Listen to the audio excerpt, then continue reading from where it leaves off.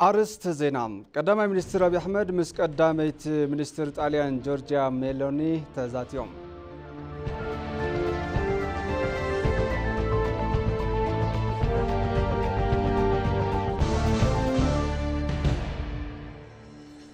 أبايت وكلت زبي قوامي كوميتي بمحضار وصاي منغستن قديات قطرطرن أما فري إندستري زد هابت أبصاب كوانه أوديت ميجيت أساليتوم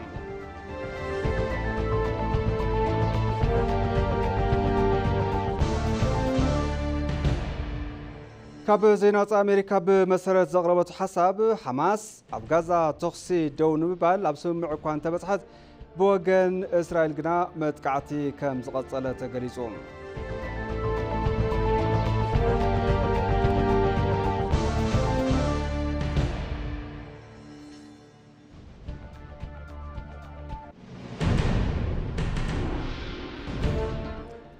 سلام طعنا بلي زخوركم تملكتنا كما يتمسيو لكع ساعات حدا خوينو مأدي زينا حزنا مصينا لنا زيناتات اندامرحكم مساكم صنح انا ابراهيم فسام فلما بحصرت زيناتات كنجمر قدامي منستر ابي احمد مس قداميتي منستر طاليان جورجيا ميلوني تزاتيوم توم قدامي منستر اب محوراو ميديوم كم زغلصو مس قداميتي منستر طاليان جورجيا ميلوني أب روم بالازو تشيجي تراخيبنا زتا أكايدنا لنايلوم أبتي زتا أب مونغو إثيوبيان طاليان نزولو ركب بمتنخار نحدوش إنفستمنتن عدلات متحبار قطبان أب مفتار تأمتز غور مخانو غليصوم نوح زمن زوقصره محزنة استمسرت متحبار كليتين هاجرات بستفالي عودتات بزبلة أنا متنخار حبراوي صنوع قوامنا داغماي أرغاغيصنا لناون إلهم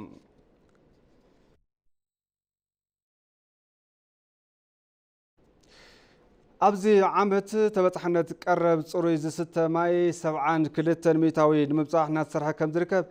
منستر ماين إنرجين هابتامو إتفات زاريبوم أبز حلف 4 عمتات قرب صروي زستة ماي نعسرت 7 مليون هزبي تبتحي كم استقورة بمحبار كما قواطر أوروباويان 2030 نمحبر سب ملو بملو تبتحي نكخون الناس رحنا نركب ونيلهم أبز حلف 4 عمتات كم حاجر كلتميتن حمشتن أبيات تمرتي قرب صروي ستماي أبا قطري أبا قطرتي بيت تمرتي كرقبو مقبار كم استقالون على العلوم يوم بخال مداي هنصتهم تزازيمو نابسراح زي آتو بروجكتات ماي بقلطوف نابسراح كآتو كم زقبر أزخاخيروم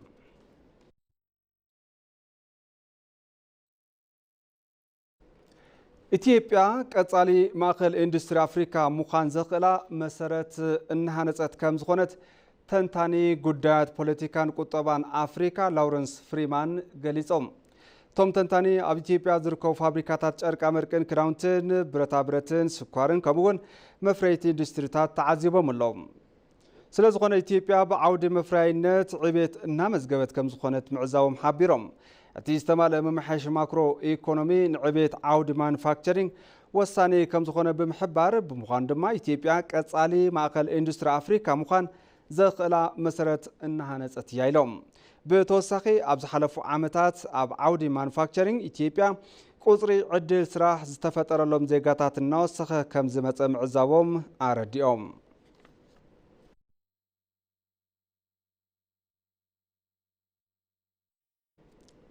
مس كلل تግራይን ማህበረሰብ ዲያስፖራን ንዝግበር ምክክር ምድላውና ተገብረ ምዃኑ ኮሚሽን ሃገራዊ ዘተ ኢትዮጵያ አፍሊጦም ምክትል ዋና ኮሚሽነር ቲ ኮሚሽን ሂሩት ገብረስላሴ ከም ዝገለጾ መድረኽ ምክክር ክልላት ዓውደቲ ክልል ኣብ ግንዛቤ ውሽጢ ብምታው ምስ መዳርግቲ ኣካላት እቲ ክልል ኣብ ዝግበር ምይይጥ እናተኻየደ ጸኒሑ እዮም أب كل تجرين مس محبرسب دياسبوران زجبر مخكر مس كلهم مدارك تأكلات ميتن مخكرن تساليت موجانو تزاريبان كوميشنر أمباي أوغاتو بوغانوم دحري سمعنا السلام أبتي كلل مصدركو وسنات مدارك تأكلات ميتات تساليتو ميلوم أبتي كلل دركب حق نمردا مس سيفيل محبرسب ميت كمستجبر زجلاتو كوميشنر أمباي أبتي كلل مصدركو يونيفرسيتاتن بوليتيكاوي بارتيتاتن وين ركب تغير يلوم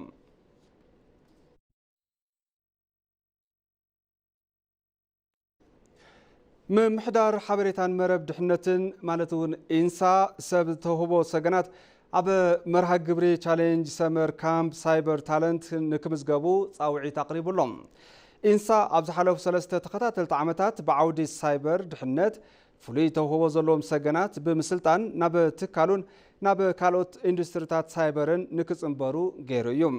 ሎሚ ዓመት ድማ ንመበል 4ይ ዙር ኢትዮጵያ ካብ ቀዳማይ ደረጃ ተምሃሮ ክሳብ ተመረቕቲ ዩኒቨርሲቲ ፍሉይ ተውህቦ ዘለዎም ብምምልማል ንምስልጣን ምድላው ከም ዝተገብረ ዳይሬክተር ማእከል ምርምር ሳይበር ትካል ቢሻው በየነ ገሊጾም ኣለዎም بمسارة زي بسايبر دحننت embedded system aerospaceን ተመሳሰልቲ ዓውድታትን ፍሉይ ተውህቦን ባህግን ዘለዎም ሰባት www.talent.insa.gov.et ንክምዝገቡ ጻውዒት ኣቕሪቡሎም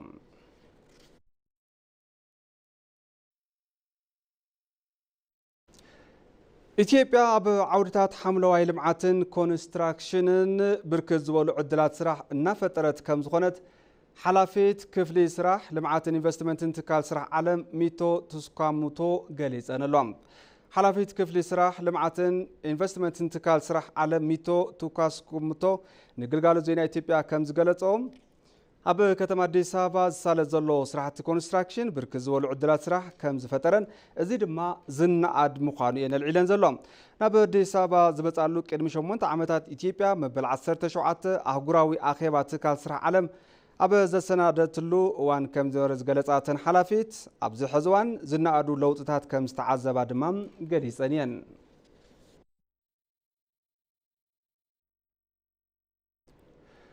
ንውጽኢታውነት ወፍሪ ምጥፋዕ ዓሶ መራኸብቲ ሓፋሽ ኣብ ሕብረተሰብ ግንዛበ ኣብ ምፍጣር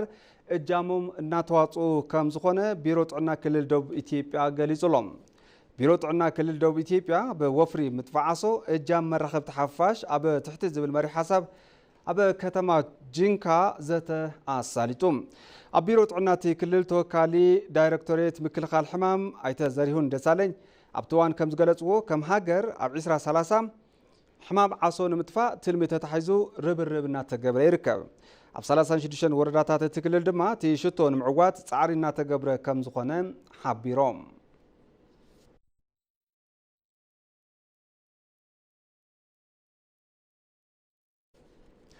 تبلكتي حزر ما بزرزرنا بز حزنايم زيناتاتي كحلفكم اب مفريا اندستري انستيتيوت ماخل لمعاتن مرمرن قربتن وصيت قربتن اب هنصت عاقمي صغنا ماشينن كالوتن زترخو صغمات اوديت كفتح كم زلو تغليصلهم اباي توكل تزبي قوم كوميتي ممحدار وصاي منغستن غدات قوزترن ابتي انستيتيوت صبصاب كوانه اوديت مييت اكايدلهم نصبصاب ادوم اماره ابادي دمقان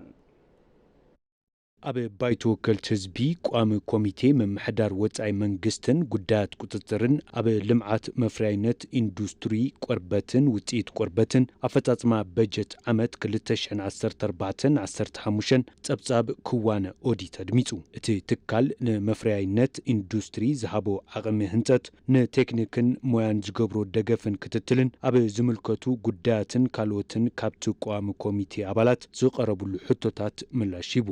በአምራች ኢንዱስትሪዎች ላይ የሚታየውን የእውቀትና የክህሎት ክፍተት አመፍሬት ኢንዱስትሪ ዝርአ ጉለት ፍልጠትን ክእለትን በመፍላይ ተኸታታልነት ዘለዎ ስልጠና ብዘይምሃቡ መፍሬቲ አፍርያቶም ሕጥረት ጽሬት ስለዘጋጥሞም በብርክ ዓለም ተወዳዳርቲ ምዃን አይኻሉን በመዳይዚ ብትልም ዝምራሕ ስልጠና ከም ዘይወሃብን ዝተወሃበውን ዘይግምገም ብምዃኑ ከም ድማ ግብረ መልሲ ዘይወሃብ ብምዃኑ በኦዲት ተረኺቡ እዩ ድሕሪ ኦዲት ተገበረ መረምታ ተዝበርህ በ2018-15 የቆዳ ፋብሪካዎቻችን ኣብ 2018 ፋብሪካታት ቆርበት ኣጠቃቅማ ዓቅሚ ፍርያቶም 31.4 ሚእታዊ ነይሩ እዚ ናብ 45.7 ሚእታዊ በፂሕና ኣለና እዚ ኣብ ዝሓለፉ ዓመታት ብዝተገብረሎም ደገፍ ዘርአዮ ወሰኽ እዩ ጫማን ውፅኢት ቆርበትን እንተሪእና ድማ 58 ሚእታዊ እዩ ነይሩ ሕዚ ናብ 63 ሚእታዊ በፂሕላ بعفش نجبرو دقفن كتتلن وصيتو أبزيو زرام تسوعنتو نمينستير إندستري زخونة إنستيتيوت لمعات مفرعينت إثيوبيا زعبي شرف وصاي ترخبلو زفر مخانو زحبرو مينستر اتي مينستير ملاكو اللبل منقستي زفر قربت معباي الناس رحيولم አሁንም የምርምር ተቋሞቻችን ግን ይበልጥ የማጠናከር እና ችግር ፈቺ የሆነ ትካላት ምርምር ሕዚ እውን ብዝበለጸ ብምጥንኻርን ምስ ዘመን ሓቢሩ ዝኸይድ መጽናዕትን ምርምርን ብምክያድ ጸገም ንክፈትሑ ትኹረት ተዋሂቦም እናተሰርሐ እዩ። ምክትል ሰብሳቢት እቲ ቋሚ ኮሚቴ ኣራሬ ሞሲሳ እቲ ትካል ጽቡቓት ኣፈጻጽማ ብምጥንኻር ጉድለታቱን ክእርም ኣተሓሳሲበን እስካሁን ያገኘንንና ያጣነውን ስንደምር እንደ ሀገር ዝረኸብናዮን ዘይረኸብናዮ ተደሚሩ ከም ሃገር ክንበጽሑ ዝግባአና ጉዳይ ብምምዛን ዝተረኣዩ ጉድለታት ምእራም ግቡእ እዩ። ዝተረኣዩ ጉድለታት ብምድፋን ጽቡቓት ተግባራት ምዕባይ የድሊ። መምህራን ዘልዕልዎም ሕቶታት ብቐጻልነት ንምፍታሕ ዘኽእሉ ስራሕቲ ሳለጡ ከም ዘለው ምስ መምህራን ናብ ዝተሳለጠ ዘተ ከንቲባ አዳነች አቤቤ ገሊጸነሎም። ኣብቲ ዝተሳለጠ ዘተ መምህራን ዝተፈላለዩ ሕቶ ዘቕረቡ እንትኸውን በተን ከንቲባ መልስን መብራህርህን ተዋሂብዎሎም። ንጸብጻብ መሓር ኣለሙ ምንብርሃን ግርማይ መምሕዳር ከተማ አዲስ አበባ ካብ ዝተፈላለዩ አብያተ ትምህርቲ እታ ከተማ ምስ ተውጻጹ አመራርሓታትን መምህራን ዘተሳሊጡ ካብቶም መምህራን ዝቀረቡ ሕቶታት ከንቲባ አዳነች አቤቤ መልስን መብሪን ሂበን እየን። መምህሩ አሁንም ደግሜ ደጋግሜ የማነሳው ጥያቄ ቢኖር ከዚህ ቀደም አንስቻለሁ። እዚውን ደጋግሜ ዘልዕሎ ነገር መምህራን 25 ብ75 ሚእታውን ዝብል ነገር ዓቅሚ የብሎምን። ስለዚ ክሕሰበሉ ይግባእ። ዝእረመሉ መንገዲ እንተሃልዩ ተዝእለሽ ባህሊ እየ። ከተማ አስተዳደሩ በልዩ ሁኔታ የመጀመሪያው ተደራጅተው የቤት ባለቤት ይሁኑ ብሎ የወሰነው እኮ ለመምህራን ነው። መምሕዳር ከተማና በፍሉይ ኩነታት ተወዲቦም በዓል ዋና ገዛ ይኹን ኢሉ ዝወሰነ ንመምህራን እዩ። ስለዚ መሬት አቅሪብና ኢና ምስ ባንክ ንግዲ እውን 2 ዓመት ዝወደአ ዘተ ኣሳሊጥና ኢና 120 ቢልዮን ብር ዝኾን በጀት መስርሒ አባይቲ አዳሊ እየሉ ባንኪ ንግድን ትገልጽ ልዕሊ ብስራት ዘሎ ይመስለንን 25 ሚእታዊ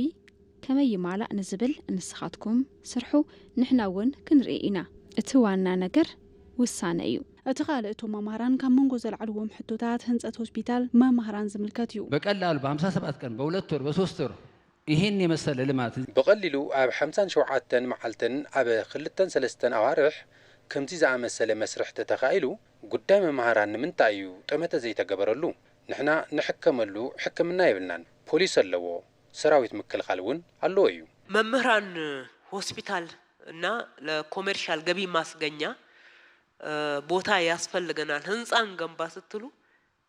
አመላልሰናቸዋል እንዴ? ንመምህራን ሆስፒታልን ንኮሜርሻል አታው መርከብ ቦታ የድልና እዩ እንትትብሉና አመላልስናኩም ዲና ሕትኹም ሽዑይና ተቐቢልናዮ ኣብ ትሽዑ እዋን 30 ሚልዮን ኢና ኢልና ኔርና ግና ድማ 50 ሚልዮን ኢና ሂብናኩም ኣይጉደልናን ወሲኽና ኢና ሂብናኩም ሕዚ እውን እቲ ህንጸት ንኽዛዘም ኢና እናጻዓርና ዘለና ንስኻትኩም እውን ብጽሒትኩም ተዋጹ። ንህንጸት ሃገር መምህራን ዘይትካእ እጃም ኣለዎም ንዝበላ ከንቲባ አዳነች አቤቤ ብዛዕባ መጓዓዝያ ሕቶ ቀሪብለን እዩ። 10 ቁጥር ላይ አሁን ቅዳሜ ኣብ ቁጽሪ 10 ባስ ቀዳም እንተኾይኑ ኣየሳፍሩናን መምህራን እዮም ተባሂሉ እታ ባስ ተዓጽያ እያ ትኸይድ። ንሕና ዜጋ ኣይኮንናን ኢና። የከተማ አውቶቡስ ከመምህር በላይ ማን ነው ሰርቭ የሚያደርገው? ከትራንስፖርት ቢሮ ጋራ ተዋይተንበታል። ያነሳችሁት እውነት ሆኖ አግኝተነዋል። መጓዓዝያ አውቶቡስ ከተማ ልዕሊ መምህራን ንመንገልጋሎት እናሃበ ይርከብ። ምስ ቢሮ መጓዓዝያ ተዛቲና ኢና ሕትኹም ሓቂ እዩ ተገልገልቲ መሲልና ኣረጋግጽና ኢና ፈሊናዮም ኢና ስጉምቲ እውን ክንወስድ ኢና። ካብዚ ብተወሳኺ ብዛዕባ ምምላእ ናውትታት ፍሉይ ድሌት ብዝምልከት ሕቶ ዝቐረበ እንትኾን ሓላፊ ቢሮ ትምህርቲ መምሕዳር ከተማ አዲስ አበባ ዶክተር ዘላለም ሙላቱ መልሲ ሂቦም እዮም። 11 ክፍለ ከተማ ውስጥ ባሉ ትምህርት ቤቶች ላይ አይነ ስውራን መምህራኖች አሉ። ኣብ 11 ክፍለ ከተማታት ኣብ ዘለዎ ኣብያተ ትምህርቲ አይነ ስውራን መምህራን ኣለዉ እዮም። ንሓና ዝኸውን ዝተማልአ ናውቲ የብልናን። ሓቂ ንምዝራብ ምስ ዘመኑ ንምዝማን ዝተማልአ ናውቲ ኣድላይ እዩ ግድን እውን እዩ። ሁሉንም መጽሐፍቶች በተለይ ሁለተኛ ደረጃ ትምህርት ቤት ኦዲዮ ቡክ አዘጋጅተን አስነብበን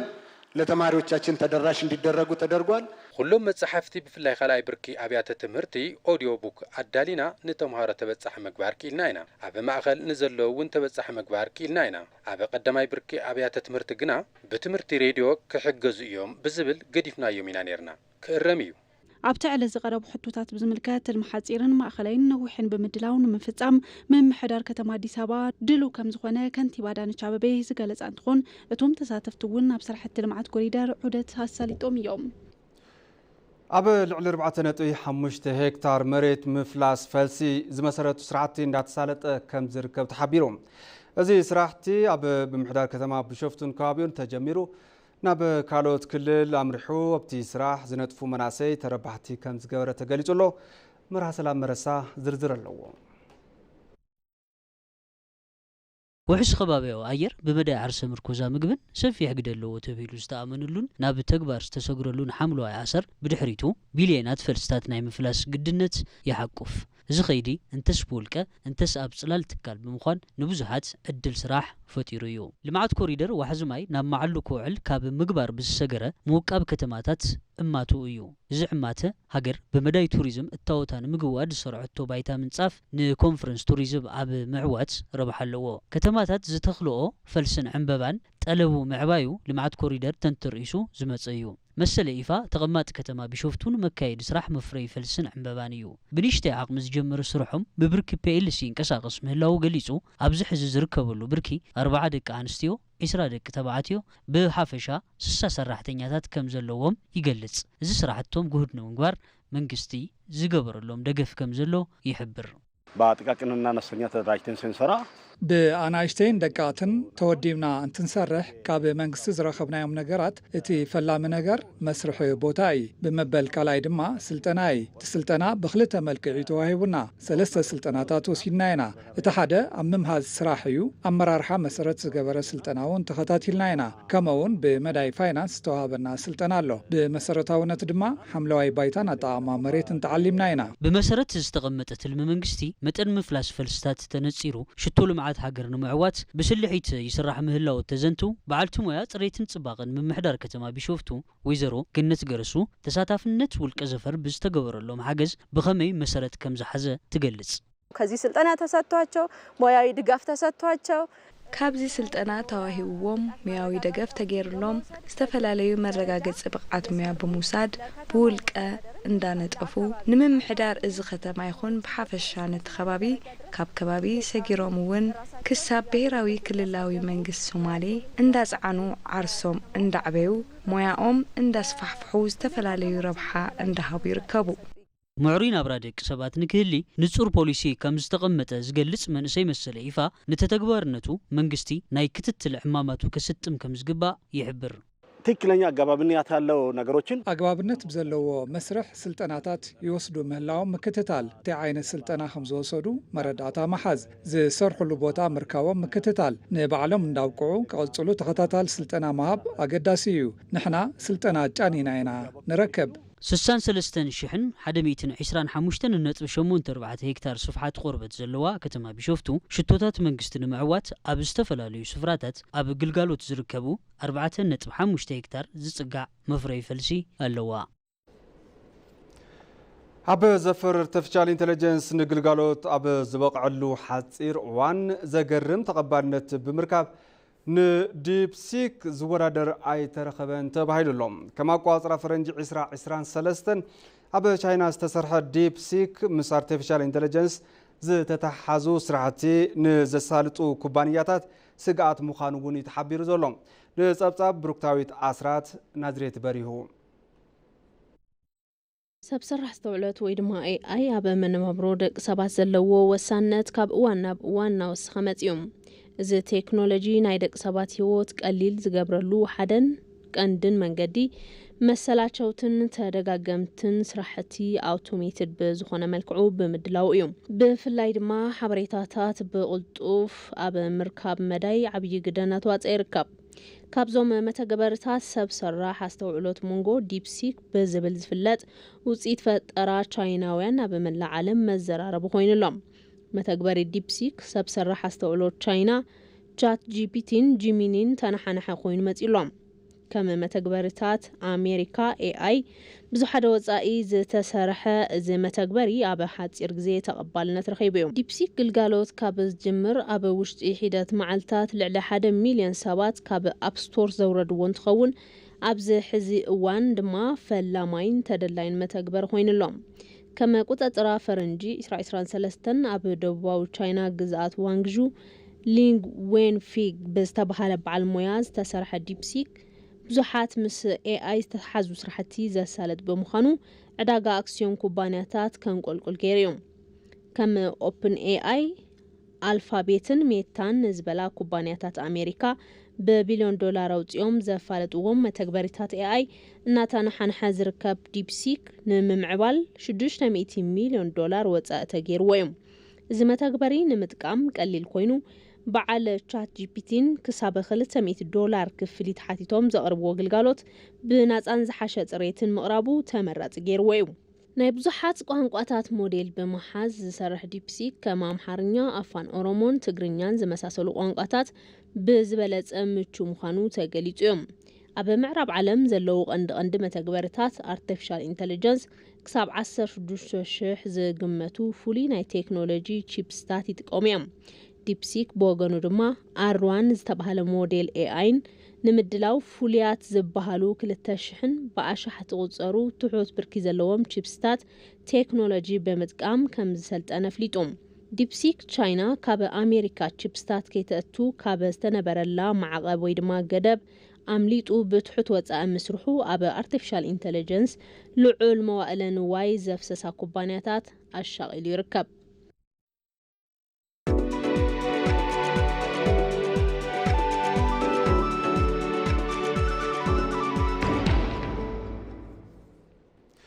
معد زينة يقتل تملكتي حزدما ناب زينة عداقاك سقر قرب شكور نمركاب العلي حمشت أوارح كم زصبيو ABC ززراروم زيقاتات قلي سملهم بخال وقن فابريكاتات شكور بمولو عقمهم كفريو زي مخالهم نحصرت شكور مغنيات مقانو زفر اندستري شكور إثيوبيا آفليتولهم نتصاب ميرون بردا دهاب ياسين أب إثيوبيا سقم قرب شكور نعمتات استساقرن كساب حزن زرانيو زيقاتات شكور نمركاب بوحدو حموشتن كابون لعل نورحات نمصباي كم زقدادون يزاربو يمصال تطبقونو كمصيو تتصبيو إنا نبحال نعناون يدنسونا يو مغنياتو يلن إنا نبحال قنا فابريكاتات كم زلونا نفلطينا قنا ببوبتو قرب يلن يزبحال سكر بطعم اطرات هلا شكور بطعم حزرة زلو وان حلو يمصن سلازي بوانو تزمصلنا يزبل እኛ በስድስተኛ ወራችን በሰባተኛ ወራችን نحنا أبشار شاورحنا أينا كنوسد مزينا زلنا بانك خيدنا خفيلنا نصبلنا يا يتتمنበት استتمن الورقة اللوا ورحي 5 كيلو كنوسدي نيرو اتتمن حزقنا 1 كيلو كوا صقم خوينا ايزلو تكال قبعات لمعات اندستري بوغنو دليت شكور زيغاتات نمملا كاب دغ خيترفه شكور نمتاو صعركوا تكبره دليتن قربن مطعم زي مخالو يزغلص كسكر አቅርቦት ጋር ተያይዞ مس قرب شكور تتحيزو كاب زفر اندستري شكورينا نتقم بتوسخ استفلاليو اقربتي بمتقم كاب وصاي انتول خيدلو قرب دليتن انت نرئي لعل سخونه دليتي زلو غنا تقرب بولكعيو كبحال ايكالن غنا بزلونا ጨናፈር አቢልና ንምብጻሕ ፈቲናይና بتوسخي استاد 54 شح كنتال كاب دغ بمتاو أبا زلو 83 ጨናፍራት ንምብጻሕ ጻዕሪ ተገይሩ ድሌት ቀረብ ሽኩር ዜጋታት ንምምላእ 12.5 ሚሊዮን ኩንታል ምህርቲ ተጽቢት ይግበር እንተኾነ ግና ምህርቲ ከፍሪው ካብ ዝተባሃሉ 8 ፋብሪካታት ውሽጢ 80 ሚእታዊ ዓቕሞም ተጠቂሞም ዘፍርዩ ዘለው 5 ፋብሪካታት ጥራሕ ብምዃኑ ድሌት ዜጋታት ንምምላእ ከም ዘይተኻኣለ ጉጅለ ኢንዱስትሪ ሽኳር ፋብሪካ ገሊጹም እቶም ፋብሪካታት ሙሉእ ብምሉእ ናብ ምፍራይ ንኸይኣትውን ኣብቲ ዓውዲ ብዙሓት ጸገማት ምህለዎም እዮም ምክትል ኣፈጻሚ ስራሕ ማርኬቲንግ እቲ ጉጅለ ኢንዱስትሪ አይተታፈሰ አሰፋ ዝገልጹ በአሁኑ ሰዓት እንደሚታወቀው ያው ህዝባችን በጣም እየጨመረ ነው ያለው ከምቲ ዝፍለጥ ኣብዚ እዋን ዘይቁፅሪ ህዝቢ እናወሰኸ እዩ ዘሎ ልዕሊ 120 ሚሊዮን ይኸውን ኢልና ንሓስብ ነዚ እንትንሓስብ 12.5 ሚሊዮን ኩንታል ሽኮር ኣብ ዓመት ተጽቢት ይግበር ነዚ ብፋብሪካታት ሽኮር ንምሽፋን ኣይተኻለን እቲ ስራሕ ብስጋት ስለ ዝስራሕ እዩ ምክንያቱ ጸገም ጸጥታ ስለ ዘሎ بتوسخي ጸገም ቃንጫ ሽኳር እውን ኣሎ ሕድሕድ ፋብሪካ ብጣዕሚ ሰፊሕ መሬት ይዝደሊ ንኣብነት ኣብ ኦሞ እንትንወስድ 175,000 ሄክታር መሬት የድሊ ተባሂሉ ነይሩ ሕዝግና ብጣዕሚ ንእሽተይ ሽፋን መሬት እዩ ዘሎ ብተወሳኺ ዝርግሐ መሰረተ ልምዓት መስኖ እቲ ሓደ ማሕለኻ እዩ ይኹን እምበር እተን ፋብሪካታት ድሌት ሕብረተሰብ ንምምላእን ዘለወን ጸገማት ንምፍታሕ ብዝተገበረ ሪፎርም 5 ፋብሪካታት ሽኮር ዓርሰን ብዓርሰን ከመሓድራ ከም ዝተገበረን በዚ እውን ዝሓሸ ውፅኢት እናተረኸበ እዩ ክብሉ ኣይተታፈሰ ወሲኾም ገሊጾም ናብ ዜና ወጻኢ እንትንሰግር ኣሜሪካ ብመሰረት ዘቕረበት ሓሳብ ሓማስ ኣብ ጋዛ ተኽሲ ደው ንምባል ኣብ ስምምዕ እኳ እንተበፅሐ ብወገን እስራኤል ግና መጥቃዕቲ ከም ዝቐጸለ እዩ ተገሊጹ ዘሎ እስራኤል ብሶኒ ለይቲ ብዝፈጸመቶ መጥቃዕቲ ብውሕዱ 81 ሰባት ከም ዝተቐትሉ እውን ተገሊጹ ኣሎ ንጸብጻብ ዛህራ መሐመድ ጌታቸው ኣለሙ ኣሜሪካ ብመሰረት ዘቕረበቱ ሓሳብ ሓማስ ኣብ ጋዛ ተኽሲ ደው ንምባል ኣብ ስምምዕ እኳ እንተበፅሐ ብወገን እስራኤል ግን መጥቃዕትታት ቀፂሎም እዮም ሰበስልጣን እስራኤል እውን ተሓሳብ ካብ ኣሜሪካ ዝመፀዩ ክብሉ ውድቂ ገይሮምዎም እዚ ድማ መንግስቲ እስራኤል ክቕበሎ ከም ዘይኽእል ጸብጻብ ሮይተርስ ኣመላኺቱ እዚ ከም ዘሎ ኮይኑ እስራኤል ኣብ ዝሓለፈ ሰኒ ብሰንኪ ዝፈጸመቶ መጥቃዕቲ ጥራይ ህፃናት ሓዊሱ ብውሕዱ 81 ሰባት ከም ዝተቐተሉ ሓበሬታታት ሕክምና ኣረዲኦም ልኡኽ ማእኸላይ ምብራቕ ኣሜሪካ ስቲቭ ዊትኮፍ ኣብ ዶሃ ኳታር ኣብ ዝተኻየደ ኣኼባ ዝተሰማምዕሉ ረቂቕ ደው ምባል ተኽሲ ኣብ ጋዛ ዝተተሓዙ ብህይወት ዘለዉ እስራት ብክልተ ብርክታት ምልቃቕ ከም ዘካትት ገሊጾም ፕሬዚደንት ኣሜሪካ ዶናልድ ትራምፕ ብመሰረት እቲ ስምምዕነት ወተሃደራት እስራኤል ካብ ጋዛ ብምውፃእ ውሕስና ይህቡ እዮም እቲ ስምምዕነት ካብ ፈላማይ መዓልቲ ጀሚሩ ሰብኣዊ ሓገዛት ብዘይ ዝኾነ ቅድመ ኩነት ንክኣቱ ይኽእሉ ኢሎም ነይሮም ንዊትኮፍ ቀረባ ዝኾነ ፍልፍል ኣሜሪካን ኣልጀዚራ ከም ዝገለጾም ናይ ሓማስ ሕቶ ይግብእ እኒሁ ትኽክል ኣይኮነን ጉጅለ ፍልስጤም ዘቕርቦ ነገር ግቡእ እዩ ኢሎም ቀዳማይ ሚኒስትር እስራኤል ቤንጃሚን ኔታንያሁ ኣብ ዝሃብዎ ርእይቶም 10 ጅሆ ዝተተሓዙ እስራኤላውያን ምስ ተወሰኽቲ እሱራት ፍልስጤማውያን ክፍትሑ ዝተሃቀነ ናይ 70 መዓልቲ ዕድል ስምምዕ ደው ምባል ተኽሲ ድንግርግር ኣብ ዝበለ ከይዱ ኢሎም ብእስራኤል ንወርሓት ብዝዘለቐ እገዳ ልዑል ሕፅረት ርዳእታ ምግብን ሕክምናን ኣጋጢሙ እዩ ነዚ ስዒቡ ድማ እስራኤል ዓለም ለኻዊ ውግዘት እንተበፅሓ እኳ ሕዚ እውን ነቲ መጥቃዕቲ ኣስፋሕፊሓ ቀፂላ ኣላ ብሰንኪ እቲ ኩናት ልዕሊ 95 ሚእታዊ ዝኸውን መሬት ሕርሻ ጋዛ ኣብ ረብሓ ክውዕል ኣይክእልን ክብል ትካል ሕቡራት ሃገራት ኣጠንቂቑሎም ወሃቢ ቃል ትካል ጥዕና ዓለም ብወገኖም እስራኤል ርዳእታ ብምክልኻላ ሆስፒታላት ዝሓመሙ ንምሕካም ናውቲ ሕክምና ብሰንኪ ምስኣኖም ኣብ ጋዛ ሰባት ይሳቀያሉ ኢሎም እስራኤል ኣብ ጋዛ ብሰንኪ ዘካየደቶ ኩናት ዛኪት ብውሕዱ ልዕሊ 53,000 ፍልስጤማውያን እንትቕተሉ ልዕሊ 1,200 ሰባት ድማ ቆሲሎም እዮም ኣብ ፍርስራስ ገዛውቲ ዝጠፍኡ ሰባት ኣብ ግምት እንተኣትዩ ድማ ቁፅሪ ሞቲ ልዕሊ 61,000 ከም ዝኸውን ሓበሬታታት መንግስቲ ይገልጹ ሓማስ ብሰንኪ ዝፈጸሙ መጥቃዕቲ ድማ ኣብ እስራኤል 1,100 ሰባት ዝተቐተሉ እንትኸውን ኣስታት ልዕሊ 200 ዝኾኑ ድማ ብምሩኽ ከም ዝተወሰዱ ጸብጻባት ቢቢሲን አልጀዚራን ኣመላኺቶም ተመልከቲ ማዕድ ዜና ቅድሚ ምዛምና ቀንዲ ዜናታት ዝዕለት ከዘኻኽረኩም ቀዳማይ ሚኒስትር አብይ አሕመድ ምስ ቀዳመይቲ ሚኒስትር ጣልያን ጆርጂያ ሜሎኒ ተዛትዮም